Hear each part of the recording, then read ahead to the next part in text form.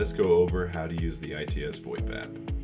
You'll first want to go to the Android or iOS App Store and find our app titled ITS VoIP. The login screen will ask you for your login name and password.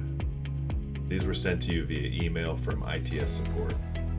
When first installing the app, you need to give permissions for push notifications, Siri, accessing contacts, and accessing the microphone. From the contact page, you can filter just your coworkers or all your contacts imported from your phone. On the second tab, you can see your voicemails and transcriptions.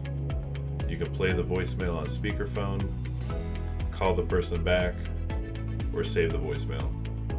In the middle, you have chat and SMS, where you can see all your text messages in one place.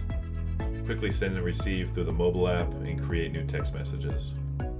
You can see your call history, as well as dial out using the dial pad. On a call, you can enable speakerphone, mute your microphone, put a caller on hold, add a call, open the dial pad, and transfer the call to another extension. Lastly, you can adjust your settings, including your answering rules, as well as the ability to record a new voicemail greeting. Log out anytime under User Settings.